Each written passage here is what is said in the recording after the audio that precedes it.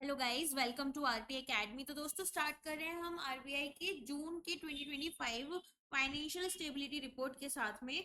तो यहाँ पर बहुत सारे इंपॉर्टेंट पार्ट्स हैं जो कि हम इस रिपोर्ट में कवर करने वाले हैं। ठीक है, तो ये पूरा रिपोर्ट आपका एमसीक्यू बेसिस पर हम कवर कर लेंगे और कुछ क्वेश्चंस जो हैं उसमें मैं एक्सप्लेनेशन थोड़ा बढ़ा रखूंगी।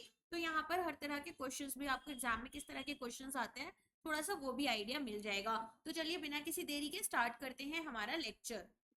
तो पहला क्वेश्चन यहाँ पर आपको ओवरव्यू से रिगार्डिंग है कि भाई जो फाइनेंशियल स्टेबिलिटी फ्रेमवर्क इंडिया में आता है, तो ये जो रिपोर्ट है, ठीक है, ये आपकी कब रिलीज की जाती है ये पूछा जा रहा है। तो अगर आप यहाँ पर देखेंगे ये बोल रहे हैं कि एक बार साल में आती है। फिर यहाँ पर बोला गया है कि कलेक्टिव असेसमेंट हो रही है यहाँ पर, जो कि सब committee of financial stability and development council करते हैं। फिर बोल रहे हैं कि जो फाइनेंशियल स्टेबिलिटी यूनिट है ये इसको प्रिपेयर करते हैं। और कलेक्टिव असेसमेंट किसके लिए बोल रहे हैं कि सब कमिटी करती है। और फर्स्ट एफएसआर जो है ये बोल रहे हैं कि आरबीआई ने 2010 में प्रिपेयर करी थी। और एफएसडीसी जो है उसको फाइनेंस मिनिस्टर चेयर करते हैं और ये एक स्टैट्यूटरी एपेक्स बॉडी है मिनिस्ट्री ऑफ फाइनेंस के अंडर। तो आपको बताना है कौन कौन से स्टेटमेंट्स करेक्ट हैं। तो सबसे पहले तो अगर मैं बात करूं कि फर्स्ट आपका वंस ईयर होती है या दो बार होती है, तो ये आपकी 2 बार रहती है ना। तो हमें यहाँ पर अपने स्टेटमेंट्स को कैसे करना होता है कि चलो ठीक है, फर्स्ट इनकरेक्ट है तो हमने क्या किया, यहाँ पर हमने अपने ऑप्शंस देखे। तो फर्स्ट इनकरेक्ट है तो हमें पता है कि ये आपके ऑप्शंस नहीं रहेंगे। अब हमें कहाँ से पता करना है, बी और डी में देखना है कि क्या हमारा आंसर रह सकता है। फिर हमने देखा कि यहाँ पर जो कलेक्टिव असेसमेंट है वो कौन कर रहा है, तो सब कमिटी करती है, ऑफ कोर्स करती है। तो सेकंड स्टेटमेंट हमारा करेक्ट हो जाता है। क्या यहाँ पर फाइनेंशियल स्टेबिलिटी यूनिट हमारी एफएसआर रिपोर्ट को प्रिपेयर कर रही है, डेफिनेटली कर रही है। तो सेकंड और थर्ड जो है वो हमारे यहाँ पर करेक्ट हो जाते हैं। फिर हमें यहाँ पर चेक करना है कि आपके पास में फोर्थ और फिफ्थ स्टेटमेंट में कौन सा स्टेटमेंट करेक्ट रहेगा। पहला बोल रहे हैं कि एफएसआर जो है वो 2010 में पब्लिश हुई थी। और पांचवा बोल रहे हैं कि इसको फाइनेंस मिनिस्टर यहाँ पर चेयर करते हैं। तो क्या फाइनेंस मिनिस्टर चेयर करते हैं, ऑफ कोर्स यहाँ पर कर रहे होते हैं फाइनेंस मिनिस्टर चेयर। लेकिन इसमें एक चीज और रह जाती है, वो क्या है कि आपकी यहाँ पर ये एक नॉन स्टैट्यूटरी एपेक्स काउंसिल है, ठीक है, ना कि स्टैट्यूटरी। तो ये स्टेटमेंट हमारी जो फिफ्थ वाली है यहाँ पर इस वजह से इनकरेक्ट हो जाती है, तो बी हमारा आंसर बन जाएगा। तो अब देख लेते हैं एफएसआर क्या है। एक बाईएनुअल रिपोर्ट है जिसको आरबीआई जून और दिसंबर में करती है, तो जून वाला हम कवर कर रहे हैं। सब committee of financial stability and development council इसको लेकर आती है और रिपोर्ट को यहाँ पर फाइनेंशियल स्टेबिलिटी यूनिट प्रिपेयर करती है। आरबीआई ने अपनी पहली जो एफएसआर रिपोर्ट है वो 2010 में पब्लिश की थी। यहाँ पर हम इनपुट्स किससे लेते हैं, RBI, SEBI, IRDA, PFRDA, ministry of finance. तो फाइनेंस रेगुलेटर्स हमारे आ गए। अब यहाँ पर हम शेड्यूल कमर्शियल बैंक्स, एनबीएफसी और इंश्योरेंस सेक्टर के बारे में बात करेंगे। ठीक है, अच्छा, इसके अलावा याद रखना कि ये जो पहली रिपोर्ट आई थी वो आपकी रघुराम राजन कमेटी के अंडर आई थी। रघुराम राजन जी के बारे में अगर आप लोग नहीं जानते हैं तो उनके बारे में थोड़ा सा कभी पढ़िएगा। यहाँ पर वो आरबीआई गवर्नर रहे थे। चलिए नेक्स्ट आ जाते हैं हम। With reference to global micro financial risk, जो हमारे फाइनेंशियल स्टेबिलिटी रिपोर्ट में हाईलाइट हुए हैं कुछ स्टेटमेंट्स हैं। पहला बोल रहे हैं ग्लोबल ग्रोथ जो है फोरकास्ट उसका ये बोल रहा है कि अब ये अपवर्ड होगा, मतलब बेटर परफॉर्म करेंगे क्योंकि ट्रेड और फाइनेंशियल मार्केट्स स्टेबलाइज हो रहे हैं। दूसरा बोल रहे हैं कि हमारे जो गवर्नमेंट बॉन्ड मार्केट्स हैं वहां पर काफी ज्यादा वोल्टिलिटी देखने के लिए मिल रही है, मतलब ये स्टेबल नहीं है। और ये ऐसा क्यों हो रहा है, क्योंकि जियोपॉलिटिकल अनसर्टेनिटीज देखने के लिए मिल रही है और पॉलिसी। तीसरा बोल रहे हैं high public debt, excessive risk taking non banking financial sector में और एलिवेटेड एसेट वैल्यूएशंस जो हैं ये एग्जिस्टिंग वल्नरेबिलिटीज बताई गई हैं। मतलब आप बहुत ज्यादा रिस्क ले रहे हो, पब्लिक डेट भी बहुत ज्यादा है आपकी नॉन बैंकिंग फाइनेंशियल सेक्टर में। साथ में जो एसेट्स की वैल्यूएशन की गई है, फॉर एग्जांपल आपके स्टॉक प्राइसेस को काफी ज्यादा ओवर वैल्यू दिखाया गया है। तो बोल रहे हैं कि ये हमारी कुछ वल्नरेबिलिटीज हैं ग्लोबल माइक्रो फाइनेंशियल रिस्क के अंडर। फिर बोल रहे हैं डाइवर्जेंट मॉनेटरी पॉलिसीज जो हैं वो ट्रेड ऑफ की वजह से आ रही है, क्योंकि ग्रोथ और इन्फ्लेशन के बीच में ट्रेड ऑफ देखने के लिए मिल रहा है। नेक्स्ट बोल रहे हैं एमर्जिंग मार्केट इकोनॉमीज जो हैं वो हेडविंड फेस कर रही हैं करेंटली, क्योंकि यहाँ पर ट्रेड टेंशंस बढ़ती जा रही हैं, जियोपॉलिटिकल कॉन्फ्लिक्ट्स बढ़ रही हैं, स्पिल ओवर्स देखने के लिए मिल रहे हैं। From advanced economies. तो अब आपको बताना है कौन कौन से स्टेटमेंट्स यहाँ पर करेक्ट है और कौन से इनकरेक्ट है। एक काम करो, पेन पेपर लेकर बैठो और तब चीजों को लगाने की कोशिश करो। तो यहाँ पर आपके कुछ ऑप्शंस हैं। अब यहाँ पर बताते हैं कि देखो इसका आंसर क्या रहेगा। तो यहाँ पर इसका आंसर है second, third and fourth, fifth. तो एलिवेटेड इकोनॉमिक और ट्रेड पॉलिसी अनसर्टेनिटीज जो है वो ग्लोबल इकोनॉमिक रेजिलियंस को यहाँ पर टेस्ट कर रही है। अच्छा, इंडियन मार्केट जो है वो अच्छा परफॉर्म कर रहा है as compare to global micro financial situation, जहां पर हम बहुत ज्यादा अनसर्टेनिटीज देख रहे हैं। तो ये आपकी अपवर्ड नहीं जा रही है, रेदर ये डाउनग्रेड हो गई है, क्योंकि ट्रेड डिसरप्शंस और मार्केट वोलेटिलिटी देखने के लिए मिल रहा है। जैसे यहाँ पर यूएस जो है वो टैरिफ्स लगा रहा है, इसके अलावा वॉर लाइक सिचुएशंस हो रही हैं ऑल ओवर द वर्ल्ड। तो यहाँ पर ऑल ओवर द वर्ल्ड भी नहीं बोलेंगे तो मेजर कंट्रीज में देखने के लिए मिल रही हैं। फाइनेंशियल मार्केट्स आपके वॉलेटाइल हैं, गवर्नमेंट मार्केट्स भी आपके काफी वॉलेटाइल हैं, क्योंकि पॉलिसी और जियोपॉलिटिकल शिफ्ट देखने के लिए मिल रहा है। एग्जिस्टिंग वल्नरेबिलिटीज में हाई पब्लिक डेट लेवल्स देखने के लिए मिल रही है, एक्सेसिव रिस्क टेकिंग दिखा जा रहा है एनबीएफसी सेक्टर में, और एसेट वैल्यूएशन जो है वो भी हमारी एलिवेटेड है। एमर्जिंग मार्केट इकोनॉमीज की बात करें तो यहाँ पर trade tensions, geopolitical conflicts, spill overs देखने के लिए मिल रहे हैं। नेक्स्ट आ जाते हैं। अब हमने ग्लोबल की बात की, अब हम इंडिया की बात कर लेते हैं। तो ये बोल रहे डोमेस्टिक मैक्रो फाइनेंशियल रिस्क जो है वो हाईलाइट किए गए हैं हमारे आरबीआई की फाइनेंशियल स्टेबिलिटी रिपोर्ट में। अब तो कुछ स्टेटमेंट्स हैं, आपको बताना है कौन सा स्टेटमेंट यहाँ पर करेक्ट होगा। तो पहला बोल रहे हैं कि जो इंडियन इकोनॉमी है वो एक की ड्राइवर रहेगी ग्लोबल ग्रोथ में, क्योंकि यहाँ पर मैक्रो इकोनॉमिक फंडामेंटल्स हमारे जो हैं वो काफी वीक हैं। इसके बाद में ये बोल रहे हैं कि डोमेस्टिक डिमांड जो है वो प्राइमरी ड्राइवर रहेगी ग्रोथ की, और यहाँ पर इंसुलेशन दे रही है ग्लोबल हेडविंड से। हेल्दी ग्रोथ यहाँ पर हमें देखने के लिए मिल रही है, क्योंकि इन्फ्लेशन मॉडरेट हो रहा है both macro economic and financial stability को सपोर्ट करते हुए। रेजिलियंस हमें डोमेस्टिक फाइनेंशियल सिस्टम की यहाँ पर देखने के लिए मिल रही है, हेल्दी बैंक्स इसको सपोर्ट कर रहे हैं, और non bank balance sheets, accommodative monetary policy, strong corporate balance sheets. फिर बोले डोमेस्टिक इकोनॉमी जो है वो रिस्क फेस कर लिया है हमारी डोमेस्टिक फिस्कल मिसमैनेजमेंट से रेदर देन ग्लोबल फैक्टर्स। तो हमें बताने की क्या क्या आंसर्स आपके करेक्ट रहेंगे। तो सबसे पहले तो हमारे पास स्ट्रॉन्ग मैक्रो इकोनॉमिक फंडामेंटल्स है, तो ये स्टेटमेंट हमारी इनकरेक्ट हो जाती है। ठीक है, अब इसके बाद में आप देख सकते हैं कि डोमेस्टिक डिमांड हमारी अच्छी है, हम यहाँ पर मॉडरेट इन्फ्लेशन की तरफ आ चुके हैं। मैंने आपको करंट अफेयर्स की फाइल में बताया था कि सीपीआई हेड इन्फ्लेशन भी हमारा 6 ईयर्स लो चल रहा है, तो we are doing good actually. तो यहाँ पर इंडियन इकोनॉमी जो है वो की ड्राइवर बन गई है, साउंड मैक्रो इकोनॉमिक फंडामेंटल्स हैं, प्रूडेंट मैक्रो इकोनॉमिक पॉलिसीज हैं, यहाँ पर जो डोमेस्टिक डिमांड है वो भी काफी स्ट्रॉन्ग बॉयंट है, तो इंसुलेशन मिल जाता है ग्लोबल हेडविंड से। पेस ऑफ ग्रोथ हमारी हेल्दी है, इन्फ्लेशन हमारा मॉडरेट हो रहा है, और यहाँ पर रेजिलियंस देखने के लिए मिल रहा है हेल्दी बैंक और नॉन बैंक बैलेंस शीट्स की वजह से। फाइनेंशियल कंडीशंस हमारी ईज हो चुकी हैं, क्योंकि हमने जो मॉनेटरी पॉलिसी रखी चल रहे हैं अभी हम, वो अकोमोडेटिव है एंड लो मार्केट वोलेटिलिटी देखने के लिए मिल रही है। कॉर्पोरेट बैलेंस शीट्स भी काफी स्ट्रॉन्ग है।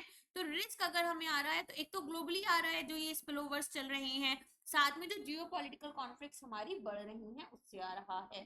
ठीक है, चलिए नेक्स्ट आ जाते हैं। यहाँ पर आपके सामने क्या आ रहा है, कंसिडर द फॉलोइंग स्टेटमेंट्स। अब ये स्टेटमेंट्स किससे रिलेटेड है आपकी, about the soundness and resilience of financial institutions as highlighted in the RBI financial stability report.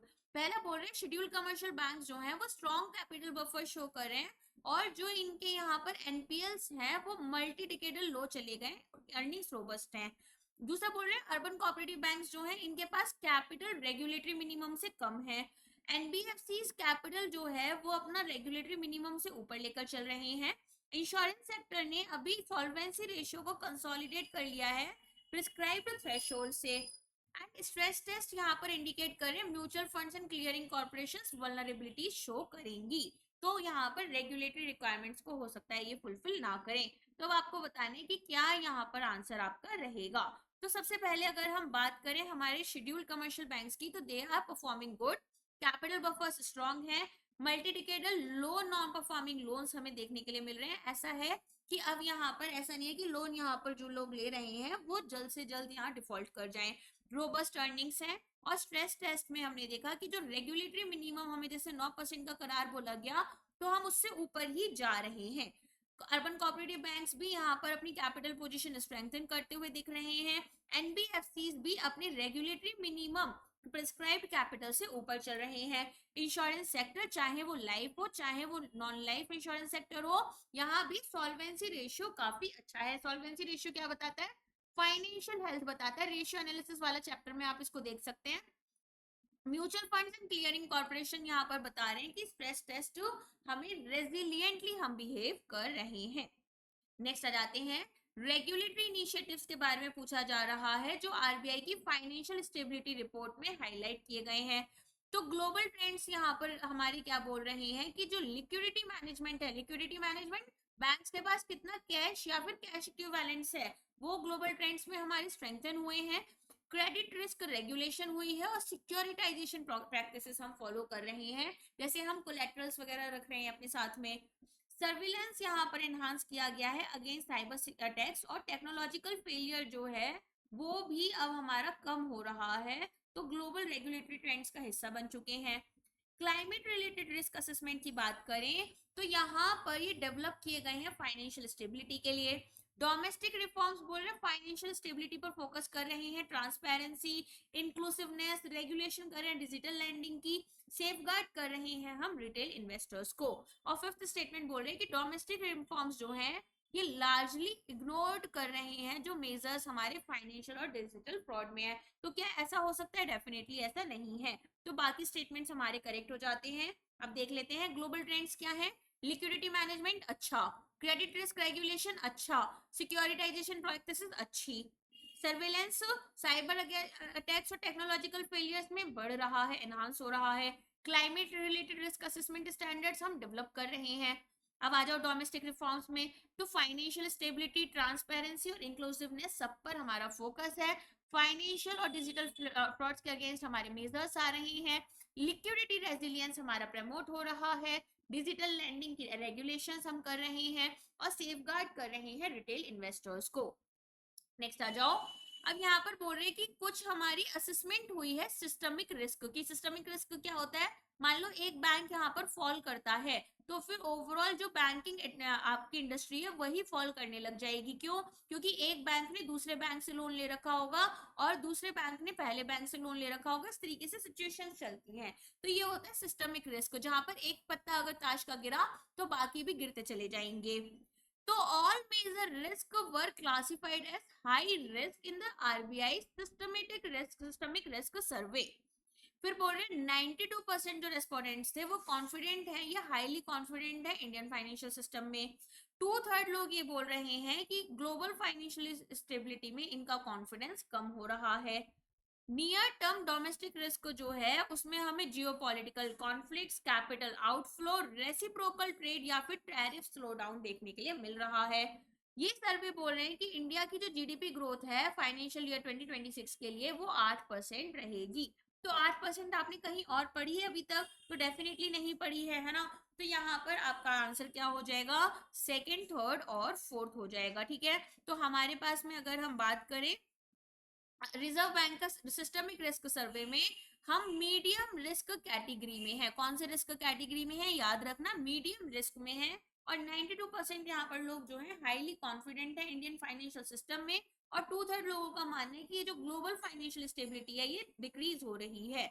अगर बात करें नियर टर्म डोमेस्टिक रिस्क की, तो इसमें जियोपॉलिटिकल कॉन्फ्लिक्ट जैसे इंडो पाक हम देख रहे हैं, इंडो चाइना कुछ ना कुछ कॉन्फ्लिक्ट चलते हैं, कैपिटल आउटफ्लोज और reciprocal tariff trade slow down ये हमें देखने के लिए मिल रहा है।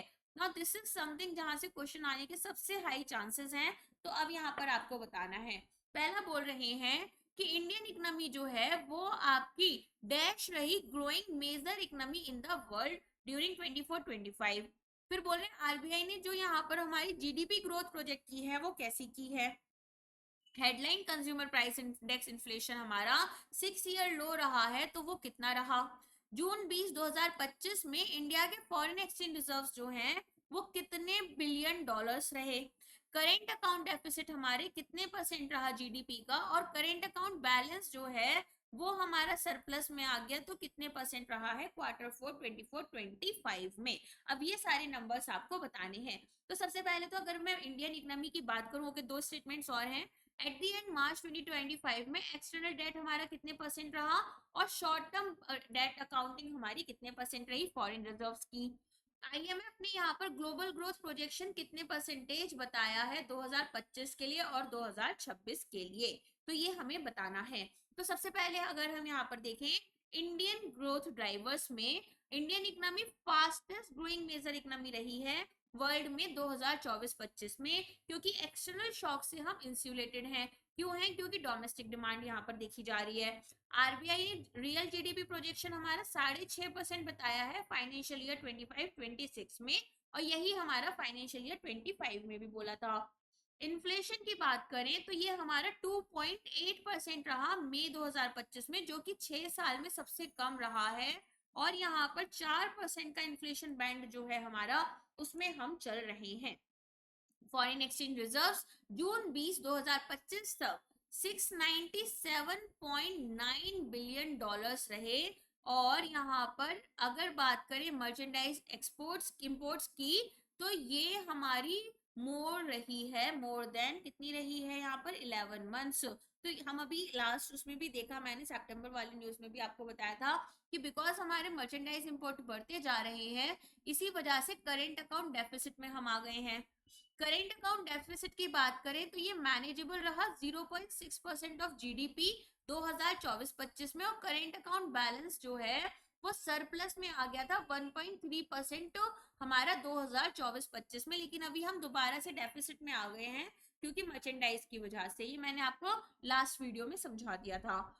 एक्सटर्नल डेट की बात करें तो हमारा मार्च 2025 में एक्सटर्नल डेट मॉडरेट रहा है, जो कि 19.1% जीडीपी के रहा, और शॉर्ट टर्म डेट जो है हमारा रेजिडुअल मैच्योरिटी बेसिस पर 45.4% रहा फॉरेक्स रिजर्व्स के। अब ग्लोबल कंटेक्स्ट की बात करें तो आईएमएफ ने यहाँ पर बोला है कि ग्लोबल ग्रोथ जो रहेगी वो 2025 में 2.8% और 2026 में 3.0% रहेगी। ग्लोबल पब्लिक डेट की बात करें तो ये हमारा 95% ऑफ जीडीपी पहुंच चुका है, ठीक है, और 100% हो जाएगा जब डिकेड हमारा एंड होगा, ठीक है। तो ये ग्लोबली अगर हम बात करें तो डेट जो है वो हमारा 95% ऑफ ग्लोबल जीडीपी है। ओके, ये स्लाइड का फटाफट से स्क्रीनशॉट ले लो और ये नंबर्स रख लो अपनी, एक बार पेन पेपर से लिख लेना, जब एग्जाम देने जाओगे ना तो इन नंबर्स को एक बार फटाफट फटाफट रिवाइज करते हुए जाना, इवन दिस वन ऑल्सो। तो यहाँ पर शेड्यूल कमर्शियल बैंक्स के परफॉर्मेंस की बात हो रही है, तो आपसे बोला गया है कि ग्रॉस एनपीए और एनएनपीए जो है वो डिक्लाइन कर गए हैं 2.3 और 0.5%। जीएनपीए जो है वो हमारा 2.6% रहा सितंबर 2024 में। Aggregate capital to risk weighted ratio जो है वो हमारा कम हो गया है, 6.15% हो गया है। प्रॉफिट आफ्टर टैक्स जो है वो हमारा 16.9% हो गया ईयर ऑन ईयर बेसिस पर। पर्सनल लोन्स और सर्विस लोन्स जो है वो टॉप कंट्रीब्यूटर्स रहे हैं ओवरऑल क्रेडिट ग्रोथ में। तो हमें बताना है कौन कौन से स्टेटमेंट्स यहाँ पर करेक्ट रहे। तो यहाँ पर आप देखेंगे एनपीए रेशियोज हमारे डिक्लाइन करते जा रहे हैं, तो 2.3% जीएनपीए है और 0.5% हमारा एनएनपीए है। इस पर तरह के क्वेश्चंस एग्जाम में आ चुके हैं, ठीक है, सेम क्वेश्चन आ चुका है, बिल्कुल यही नंबर्स जो हैं फिल इन द ब्लैंक बनकर आपको दो दो नंबर्स दे दिए गए थे, तो ये क्वेश्चन आ चुका है और अगेन आने के चांसेस भी बहुत हाई हैं। कैपिटल एडिक्वेसी रेशियो एग्रीगेट करार जो है हमारे शेड्यूल्ड कमर्शियल बैंक्स का ये बढ़ चुका है, 17.3% हो चुका है, अच्छी बात है, ठीक है। अगर बात करें प्रॉफिट आफ्टर टैक्स की तो ये हमारा 16.9% हो चुका है ईयर ऑन ईयर बेसिस पर।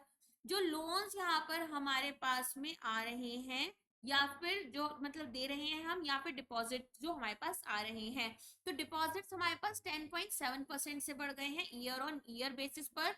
और पर्सनल लोन्स और सर्विस लोन्स जो हैं ये टॉप 2 कंट्रीब्यूटर्स रहे हैं जब हमारी क्रेडिट ग्रोथ की बात करें। नेक्स्ट आ जाते हैं, अब sector wise and borrower wise stress testing की गई थी तो शेड्यूल्ड कमर्शियल बैंक्स की, यहाँ पर इन्होंने बोला है कि कौन कौन से स्टेटमेंट्स आपको बताने करेक्ट हैं, ठीक है। इनकरेक्ट और करेक्ट का भी ध्यान रखना, कभी आप इनकरेक्ट वाले जो हैं वो क्वेश्चन में करेक्ट वाले मार्क करके आ जाओ। चलो, एग्रीकल्चर जो है हाईएस्ट कंट्रीब्यूशन दे रहा है जीएनपीए में 6.1% का। पर्सनल लोन ये आपका 1.2% रहा। Credit card GNPA public sector banks के लिए 2.1, प्राइवेट सेक्टर बैंक्स के लिए 14.3 रहे।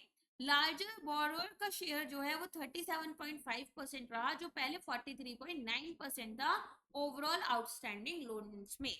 फिर बोल रहे हैं कोई भी टॉप 100 बोरोअर्स जो हैं वो यहाँ पर एनपीए क्लासिफाई नहीं हुए। तो ये इस वाली लाइन का मतलब समझा देती हूँ। इसका मतलब है कि ओवरऑल जो हमारे पास में हमने लोन्स दिए, इसमें जो लार्ज बोरोइंग्स की गई हैं वो अब 37.5% है टोटल लोन में। मतलब किसी ने अगर 100 रुपए का लोन दिया है किसी बैंक ने, तो 37.50 रुपीज का जो लोन है वो लार्ज बोरोवर्स को गया है, जो पहले 43.9% गया था। तो अब यहाँ पर आपको बताना है कौन कौन से स्टेटमेंट्स जो है वो आपके करेक्ट रहेंगे। तो सबसे पहले तो ऑफ कोर्स एग्रीकल्चर जो है इसने सबसे ज्यादा जीएनपी ग्रोथ में अपना कंट्रीब्यूशन दिया है। हाईएस्ट कंट्रीब्यूशन एग्रीकल्चर का रहा है 6.1%। पर्सनल लोन की बात करें तो ये आपका 1.2% रहा। क्रेडिट कार्ड की बात करें तो जीएनपीए जो हमें क्रेडिट कार्ड सेगमेंट से मिल रहा है वो 14.3% हो गया है। ठीक है, और यहाँ पर ये हमारे किसके लिए है, पब्लिक सेक्टर बैंक्स के लिए, जबकि प्राइवेट सेक्टर बैंक्स में ये केवल 2.1% है। लार्ज बोरोवर्स का यहाँ पर जो शेयर है वो 37.5% है, पहले ये 43.9% था। और कोई भी टॉप 100 बोरोवर्स जो हैं वो हमारे एनपीए क्लासिफाई नहीं हुए हैं। तो यहाँ पर हमारे पास में फंड बेस्ड जिसमें हम सच में लोन देते हैं, और नॉन फंड बेस्ड जैसे हम बैंक्स जो है गारंटी दे रहे हैं, तो इसका एक्सपोजर 5 करोड़ या फिर अबव अगर रहता है तो उनको हम लार्ज बोरोवर्स बोलते हैं। Next, RBI financial stability report के अकॉर्डिंग प्रोजेक्टेड एग्रीगेट करार शेड्यूल कमर्शियल बैंक्स का क्या रहा एडवर्स सिनेरियो 1, जिसमें हम जियोपॉलिटिकल रिस्क लेकर चल रहे हैं। उसमें तो हमने दो सिनेरियोज लिए हैं स्ट्रेस टेस्टिंग परफॉर्म करने के लिए। एडवर्स सिनेरियो 1 जो है वो हमारा जियोपॉलिटिकल रिस्क से रिलेटेड है। पूछ रहे हैं कि यहाँ पर कितना करार हमारे पास रहेगा इन फ्यूचर, 17, 14.2, 14.6, 9 या 12.5। तो ये हमारा 14.2% रहेगा। 46 शेड्यूल कमर्शियल बैंक्स में हमने यहाँ पर अपना क्या देखा, स्ट्रेस टेस्ट परफॉर्म करके देखा। अब ये 2 ईयर के होराइजन में हम लेकर चल रहे हैं। तो मार्च 2025 में एक्चुअली जो हमारा करार है वो 17.2% है, और 2 साल के बाद बेसलाइन सिनेरियो जब सब सिचुएशन नॉर्मल है तो ये 7.0% रहेगा।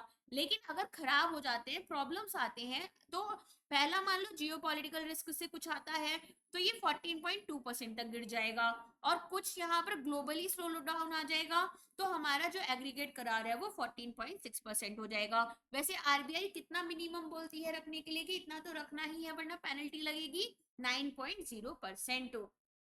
ठीक है, अगर यहाँ पर हम बात करें common equity tier 1 capital ratio की, तो ये हमारा मार्च 2025 में 14.6, मार्च 2027 में बढ़ जाएगा 15.2, एडवर्स सिनेरियो में 12.1%, एडवर्स सिनेरियो 2 में 12.9, और मिनिमम रेगुलेटरी ये हमें 5.5 रखना होता है। ये आपके प्रमोशनल एग्जाम में भी क्वेश्चन आता है तो इसको याद रखना। एग्रीगेट जीएनपी रेशियो हमारा 2.3% है, और 2027 में बढ़कर 2.5% हो जाएगा। एडवर्स सिनेरियो में ये हमारा 5.6 और एडवर्स सिनेरियो 2 में 5.3% हो जाएगा। एडवर्स सिनेरियो वो सिनेरियो है जब सिचुएशन बिल्कुल ही खराब होती है। तो स्ट्रेस टेस्ट हम दो चीजों में लेते हैं, एक तो एक्सटर्नल फैक्टर्स और एक इंटरनल फैक्टर्स। ठीक है, और यहाँ पर हम एक्चुअली देखते हैं कि कितना लॉस हमें हो सकता है। तो हम ये देख रहे हैं कि कोई भी शेड्यूल कमर्शियल बैंक जो है वो अपनी जो मिनिमम रेगुलेटरी लेवल है उसको ब्रीच नहीं कर रहा इवन एडवर्स सिनेरियोज में भी। नेक्स्ट आ जाओ, फाइनेंशियल स्टेबिलिटी रिपोर्ट 2025 में राइट ऑफ किया गया है हमारे लोन्स का। तो जीएनपी रेशियो के कितने राइट ऑफ किए गए हैं। तो राइट ऑफ क्या होता है, मान लो कोई बैंक है जिसने यहाँ पर लोन दिया और यहाँ पर जो बोरोवर थे उन्होंने पैसे वापस नहीं करे, बहुत वेट किया गया, लॉस एसेट कन्वर्ट हो गया, प्रोविजन बनाया गया, अलग से कैपिटल बचा कर रखी गई थी। अब इस प्रोविजन में हमने इस लोन को, ये जो लॉस हुआ हमें, इसे खर्चा दिखा दिया, एक्सपेंस दिखा दिया, तो ये कहलाता है राइट ऑफ। ठीक है, तो ये पूछ रहे हैं कि जो राइट ऑफ हमने करा है और जो हमारे पास ग्रॉस एनपीएस हैं इनका क्या रेशियो है। पहला है 29.5, दूसरा बोल रहे 31.8, तीसरा बोल रहे 33.0, चौथा बोल रहे 10.9 और पांचवा बोल रहे 81.9%। तो बताओ इसका आंसर क्या होगा। इसका आंसर आपका बी है, दैट इज 31.8%। और ये पहले कितना था, 29.5% था। तो हमारे जो राइट ऑफ्स हैं वो डेफिनेटली ज्यादा हो रहे हैं। तो यहाँ पर प्राइवेट सेक्टर बैंक ज्यादातर राइट ऑफ कर रहे हैं और foreign banks as compare to public sector banks जहां पर हमें डिक्लाइन देखने के लिए मिला। तो प्राइवेट सेक्टर बैंक्स जो हैं वहां पर 81.9% राइट ऑफ किया गया है और पब्लिक सेक्टर बैंक्स में 10.9% का। ठीक है, किसमें? अनसिक्योर्ड रिटेल लोन सेटलमेंट में। अनसिक्योर्ड मतलब कोई भी कोलेटरल अटैच नहीं है, कुछ आपका मॉर्गेज वगैरह पर नहीं रखा गया। नेक्स्ट यहाँ पर what was the right of ratio for upper layer NBFCs. अभी हमने शेड्यूल्ड कमर्शियल बैंक्स का देखा 31.8%। अब हम देख रहे हैं अपर लेयर एनबीएफसीज के लिए।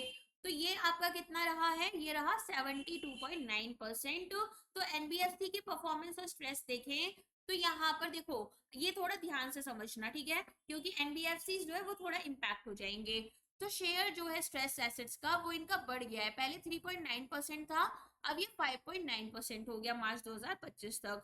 जीएनपी रेशियो की बात करें तो सिस्टम लेवल जीएनपी रेशियो जो है वो हमारा 2.9% रहा। गवर्नमेंट ओन्ड एनबीएफसीज में हमारे पास मिडिल लेयर में 58.7% एडवांसेस के ये रहे और इंप्रूव हो गया 1.4% पर। प्राइवेटली ओन्ड में ये रहा आपका 5.2%। राइट ऑफ में इसका है 46.4% और अपर लेयर वालों का ही केवल 72.9% है, मिडिल लेयर वालों का 38.7% है। स्मॉल टिकट पर्सनल लोन्स की बात करें तो यहाँ पर एनबीएफसी, हाउसिंग फाइनेंस कंपनीज और फिनटेक फर्म्स जो हैं ये मिलकर 84.3% पर्सनल लोन्स दे रही हैं जिनका अमाउंट 50,000 रुपीज से कम है। ठीक है, नेक्स्ट एनबीएफसी के जो स्ट्रेस टेस्ट हुए जैसे हमने शेड्यूल्ड कमर्शियल बैंक्स के देखे हमारे दो सिनेरियोज में, ऐसे ही यहाँ पर तो बेसलाइन सिनेरियो में अगर कोई भी ऐसी खास सिचुएशंस नहीं अक्कर हो रही हैं तो सिस्टम लेवल जीएनपीए हमारा 2.9 से 3.3% हो जाएगा। एग्रीगेट करार हमारा गिर जाएगा तो यहाँ पर 21.4% हो जाएगा। 10 एनबीएफसी जो हैं सभी के सभी मिडिल लेयर वाले हैं जो कि यहाँ पर 15% का मिनिमम करार हमारा ब्रीच कर देंगे। शेड्यूल्ड कमर्शियल बैंक्स के लिए कितना है? 9%। एनबीएफसी के लिए कितना है? 15%। ठीक है, हाई रिस्क सिनेरियो में जीएनपी रेशियो हमारा 5.8% जा सकता है और 15 एनबीएफसी हमारे मिडिल लेयर में जो है हो सकता है कि वो मिनिमम कैपिटल रिक्वायरमेंट फॉलो ना कर पाए। बेस लाइन में 10 ऐसे एनबीएफसी हैं और अगर ज्यादा बड़ी प्रॉब्लम आ जाती है तो 15 एनबीएफसी हैं। अब आ जाओ अर्बन कोऑपरेटिव बैंक्स में। तो करार जो है कैपिटल पोजीशन हमारे अर्बन कोऑपरेटिव बैंक्स की वो स्ट्रेंथन हुई है और करार हमारा बढ़ गया है 18.0% ये आपका हो चुका है। ठीक है, अब रेगुलेटरी करार मिनिमम की बात करें तो टीयर 1 यूसीबीज जो हैं ये हमारे 9% है, टीयर 2, 3, 4 यूसीबीज हमारे 11% है। और यहाँ पर हम इसको अचीव करना चाहते हैं 12%, तो ये यहाँ पर 11% रहेगा आपका। ठीक है, तो हमें 12% तक करना है इसको मार्च 31, 2026 तक, ये जो हमें आरबीआई ने बोला है कि अभी 11% रख लो। स्ट्रेस टेस्ट की बात करें तो one bank in tier 4 UCB sample जो हैं वो यहाँ पर डिपॉजिट कर रहे हैं अबव 10,000 करोड़ रुपीस। ठीक है, तो यहाँ पर अगर आपका 11% का जो करार है वो मिनिमम आप मीट नहीं कर पाओगे अगर स्ट्रेस टेस्ट में आपको रखा गया। ठीक है, चलो नेक्स्ट आ जाते हैं। Financial market and house hold sector के रेफरेंस में हमारी रिपोर्ट क्या बोल रही है? पहला बोल रही है कि जो net outstanding corporate bond market है वो आपका 53.6 लाख करोड़ हो चुका था। फ्रेश इशुएंस जो हुए हैं हमारे कॉर्पोरेट बॉन्ड मार्केट के वो हुए हैं 9.9 लाख करोड़ रुपीस जो कि हाईएस्ट हैं। फर्म्स जिनकी यहाँ पर रेटिंग ए से कम है ये 16% टोटल कॉर्पोरेट बॉन्ड इशू कर रहे हैं। Household debt to GDP ratio हमारा 46.6% रहा है जो कि एमर्जिंग मार्केट इकोनॉमीज ईएमईज जिनको हम बोलते हैं उनसे थोड़ा हाई रहा। स्ट्रेस हमारे बैंकिंग सेक्टर के माइक्रो फाइनेंस लोन बुक में 4.7% हो चुका था 2024 में और अभी 6.5% है आपका मार्च 2025 में। तो हमें बताने कौन कौन से स्टेटमेंट्स यहाँ पर करेक्ट है, तो जल्दी से देख लेते हैं। कॉर्पोरेट बॉन्ड मार्केट में नेट आउटस्टैंडिंग आपकी कितनी है? 53.6 लाख करोड़ है। फ्रेश इशू जो किए गए हैं वो किए गए हैं 9.9 लाख करोड़ रुपीस तक के कॉर्पोरेट बॉन्ड्स। और ट्रिपल ए रेटेड फर्म्स जो हैं ये यहाँ पर सबसे ज्यादा इशू कर रहे हैं अपने बॉन्ड्स को। और जो हमारे डबल ए से बिलो आ रहे हैं बॉन्ड्स, ठीक है, ये जो क्रेडिट रेटिंग्स हमें दी जाती है ना अलग अलग क्रेडिट रेटिंग इंस्टीट्यूशन से, उसकी बात हो रही है, तो उन्होंने यहाँ पर 16% अपने टोटल जो कॉर्पोरेट बॉन्ड्स इशू हुए हैं उसका हिस्सा दिया है। हाउस होल्ड सेक्टर में बात करें तो डेट टू जीडीपी रेशियो हमारा 41.9% रहा है एज ऑफ एंड दिसंबर 2024, ठीक है। और ये पहले 42.9% था, और ये 40% आपका दिसंबर 2023 में रहा। डेट कॉम देखो, कंपैरिजन वाले जो ईयर्स होते हैं ये भी इंपॉर्टेंट होते हैं, हो सकता है आपको एग्जाम में ये दे दिया जाए और ये पूछ लिया जाए, ठीक है। डेट कॉम्पोजिशन की बात करें तो नॉन हाउसिंग रिटेल लोन्स जो हैं वो आपके अकाउंट करते हैं for 54.9% total household debt के, जबकि हाउसिंग लोन्स जो हैं वो आपके 29% हैं, ठीक है। तो हम घर बनाने के लिए केवल 29% लोन ले रहे हैं, बाकी हमारे नॉन हाउसिंग रिटेल लोन्स हैं। पर कैपिटा अगर हम बात करें डेट की तो ये हमारा 3.9 लाख रुपीज से 4.8 लाख रुपीज का हो गया, तो ऑन एन एवरेज हम यहाँ पर 4.8 लाख रुपीज का लोन ले रहे हैं। हाउसिंग लोन की बात करें तो ओवरऑल जीएनपीए जो है वो हमारा 3.3% है हाउसिंग लोन में। और ये क्यों है, क्योंकि सब प्राइम जिनकी क्वालिटी अच्छी नहीं थी बोरोवर्स की, जहां से पैसा आने के चांसेस कम थे, जिनका सिबिल स्कोर केवल 300 से 680 में था, उनको ये लोन्स दिए गए हैं, और जीएनपी इनका 10.1% है। Micro finance sector, banking sector stress की बात करें तो हमारे जो माइक्रो फाइनेंस लोन बुक हैं यहाँ पर हमें ये 4.7% से 6.5% इंक्रीमेंट देखने के लिए मिल रहा है। बोरोवर्स की इंडेटनेस की बात करें तो यहाँ पर जो हमारे शेयर है बोरोवर्स का जो लोन ले रहे हैं 3 या 4 लेंडर से, ये अब डिक्लाइन हो गया है टू 11.7% इन मार्च 2025, ठीक है। अब ऐसे लोग कम हैं जो कि 3-4 जगह से अलग अलग जगह से लोन ले रही हैं। नेक्स्ट आ जाते हैं, अब यहाँ पर इंटरकनेक्टेडनेस देखी गई है और अदर सेक्टर्स जो हैं, तो ये बोल रहे हैं कि जो टोटल आउटस्टैंडिंग बाइलेटरल एक्सपोजर्स है हमारे 229 सिलेक्टेड एंटिटीज में इंडियन फाइनेंशियल सिस्टम के, ये 19.6% रहे मार्च 2025 में। Insurance company largest net fund providers रही हैं मार्च 2025 में, followed by asset management companies, mutual funds. Solvency ratio life insurers का और नॉन लाइफ इंश्योरर्स का 204% और 166% रहा, वेल अबव द एडा का जो मिनिमम है आपका 150%, ठीक है। सॉल्वेंसी रेशियो एडा कितना मांग रही है 150%, और हमारा कितना रहा है 204 और 166%। टोटल इंश्योरेंस प्रीमियम जो कलेक्ट किया गया है बाय लाइफ इंश्योरर्स वो कितना है 8.7 लाख करोड़, और एक ग्रोथ हमें देखने के लिए मिली है लाइफ इंश्योरेंस की 5.2% की। स्मॉल फाइनेंस बैंक्स जो हैं ये बोल रहे हैं कि 15% टोटल क्रेडिट आपके आते हैं और 14% total deposits as of end March 2025। तो अब बताने कौन कौन से स्टेटमेंट्स यहाँ पर हमारे जो हैं वो करेक्ट रहेंगे। तो अपन देखेंगे कि जो बायलैटरल एक्सपोजर है 229 एंटिटीज में, ये हमारा 19.6% रहा है मार्च 2025 में। अगर बात करें एसेट मैनेजमेंट कंपनीज की, म्यूचुअल फंड्स की, तो ये लार्जेस्ट नेट फंड प्रोवाइडर्स रहे, और इंश्योरेंस कंपनी सेकंड नंबर पर रही, और सबसे ज्यादा पैसा ये एनबीएफसी को दे रहे हैं, ठीक है, जो कि लार्जेस्ट बोरोवर्स में आते हैं। इंश्योरेंस की बात करें तो सॉल्वेंसी, जो सॉल्वेंसी क्या होती है, आपकी फाइनेंशियल हेल्थ कैसी है ना, आप कितने टाइम तक मार्केट में टिक पाओगे, तो ये आपका सॉल्वेंसी रेशियो 150% होना चाहिए था, जो लाइफ इंश्योरेंस का 204 है और नॉन लाइफ इंश्योरेंस का 166% है। टोटल इंश्योरेंस प्रीमियम जो कलेक्ट किए गए हैं वो 8.7 लाख करोड़ करे गए हैं 2024-25 में, 5.2% का ग्रोथ देखा गया है।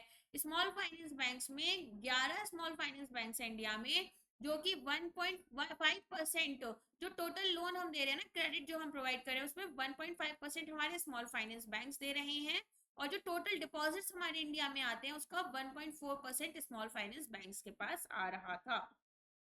नेक्स्ट यहाँ पर रेगुलेटरी और सुपरवाइजरी इनिशिएटिव्स की बात हो रही है, तो एक dedicated bank dot in domain यहाँ पर इंट्रोड्यूस किया गया है ताकि हम जेन्युइन वेबसाइट्स पता कर पाए हमारे इंडियन बैंक्स की। रेगुलेटेड एंटिटीज जिनको बैंक्स आरबीआई रेगुलेट कर रहा है उनको बोला गया है कि 1600 एक्सएक्स सीरीज यूज करोगे प्रमोशनल कॉल्स के लिए और 140 एक्सएक्स सीरीज को यूज करोगे ट्रांजेक्शन सर्विस कॉल्स के लिए। आरबीआई ने डायरेक्ट किया है रेगुलेटेड एंटिटीज को कि मोबाइल नंबर रेवोकेशन लिस्ट आप लेकर आओगे ताकि अकाउंट जो हमारे रिवोक्ड नंबर के साथ में लिंक्ड है उन्हें आप मॉनिटर कर सको। आरबीआई ने इन्फोर्समेंट एक्शन लिया है अगेंस्ट 177 रेगुलेटेड एंटिटीज के ऊपर दिसंबर 2024 से मई 2025 में, जहां पर इनके ऊपर टोटल पेनल्टी 29.15 करोड़ की लगी है। मार्च 31 2025 में इंश्योर्ड डिपॉजिट रेशियो ये बोल रहे हैं कि हाईएस्ट रहा है कोऑपरेटिव बैंक्स के लिए 61.9% पर। टोटल रजिस्ट्रेशन या ऑथराइजेशन जो हुए हैं गिफ्ट सिटी आईएफएससी में ये हमारे 865 हुए हैं। 161 इसमें फंड मैनेजमेंट एंटिटीज हैं जिन्होंने 229 यहाँ पर ऑल्टरनेट इन्वेस्टमेंट फंड्स को लॉन्च करा है और $50 बिलियन टारगेट किए हैं। तो बताने कौन कौन से स्टेटमेंट्स यहाँ पर हमारे करेक्ट रहेंगे। तो सबसे पहले अगर हम बात करें रेगुलेटरी एंड सुपरवाइजरी फंक्शंस की, तो यहाँ पर आप क्या देखेंगे, डेडिकेटेड डोमेन दिया गया था और बोला गया 1600 एक्सेस सीरीज आप यूज करोगे यहाँ पर अपनी ट्रांजेक्शन सर्विसेज के कॉल्स के लिए और 1400 access call use 140 access call use करोगे आप प्रमोशनल कॉल्स के लिए। सेबी ने बोला 1600 वाली जो सीरीज है उसको आपको ट्रांजेक्शनल कॉल्स के लिए एग्जिस्टिंग कस्टमर्स को यूज करनी है, तो सेबी और आरबीआई दोनों ने बोला है। एमएनआरएल की बात कर लेते हैं जो मोबाइल नंबर रेवोकेशन लिस्ट थी, तो यहाँ पर बोला गया है कि डिपार्टमेंट ऑफ टेलीकम्युनिकेशन की इस लिस्ट को यूज करो और कस्टमर रिकॉर्ड्स को अपडेट करते रहो। सेबी ने कुछ इनिशिएटिव्स लिए हैं जैसे डिजी लॉकर फ्रेमवर्क यहाँ पर इंट्रोड्यूस किया गया है ताकि अनक्लेम्ड एसेट्स को कम किया जा सके। मित्रा प्लेटफॉर्म लेकर आए हैं mutual fund investment tracing and retrieval assistant ताकि इन्वेस्टर सर्च कर पाए कि कौन कौन से इनएक्टिव और unclaimed mutual fund investor folios हैं उनके। आई स्पॉट यहाँ पर लेकर आए गए हैं integrated SEBI portal for technical glitches, तो यहाँ पर मार्केट इंफ्रास्ट्रक्चर इंस्टीट्यूशंस के लिए है ताकि root cause analysis report provide की जा सके। Regulatory enforcement and deposit insurance की बात कर लेते हैं, तो एनफोर्समेंट एक्शन में आरबीआई ने 177 रेगुलेटेड एंटिटीज के ऊपर एक्शन लेते हुए जिसमें 10 public sector banks, 12 private sector और 118 कोऑपरेटिव बैंक्स और 22 एनबीएफसी थे, टोटल 29.15 करोड़ रुपीस की पेनल्टी लगाई है। डिपॉजिटर इंश्योरेंस आपको पता है 5 लाख रुपए तक का इंश्योरेंस प्रोवाइड करते हैं, तो 1982 बैंक्स ने यहाँ पर रजिस्टर करा है अभी तक और 5 लाख की जो लिमिट है इसमें 97.6% टोटल हमारा 293.7 crore deposit accounts fully insured हैं। इंश्योर्ड डिपॉजिट रेशियो जो है वो हाईएस्ट रहा कोऑपरेटिव बैंक्स के लिए 61.9%। गिफ्ट आईएफएससी डेवलपमेंट्स की बात करें गुजरात इंटरनेशनल फिनटेक सिटी की, तो टोटल रजिस्ट्रेशंस और ऑथराइजेशंस 865 हैं as of end March 2025। Fund management की बात करें तो 161 फंड मैनेजमेंट एंटिटीज हैं जो कि 229 फंड्स लॉन्च कर चुकी हैं और इनका टोटल कॉर्पस $50 बिलियन का रहा है टारगेटेड कॉर्पस। बैंकिंग इकोसिस्टम अगर हम बात करें गिफ्ट सिटी में तो 29 बैंक्स हैं जिनको हम आईबीयूज भी बोलते हैं, जिसमें 13 फॉरेन बैंक्स और 16 डोमेस्टिक बैंक्स हमने ओपन करे हैं। एंड इसी के साथ में फाइनेंशियल स्टेबिलिटी रिपोर्ट के आपके सभी इंपॉर्टेंट पॉइंट्स को मैंने कवर कर लिया है एमसीक्यूज और एक्सप्लेनेशन के थ्रू। जो जो इंपॉर्टेंट पार्ट्स लग रहे हैं वो आप स्क्रीनशॉट भी ले सकते हैं। साथ में यहाँ पर आपको फाइनेंशियल स्टेबिलिटी रिपोर्ट की जो पीडीएफ है वो टेलीग्राम ग्रुप में मिल जाएगी, अदरवाइज मैं इसको ई बुक सेक्शन में अपलोड कर दूंगी। तो आप rpacademy.co.in के ऊपर जाना वेबसाइट पर और वहां पर आपको ई बुक सेक्शन में ये फाइल मिल जाएगी। चलिए आज के लिए बस इतना ही है। लेक्चर पसंद आया तो लाइक करना, चैनल को शेयर करना और सब्सक्राइब करना मत भूलना। Thank you so much.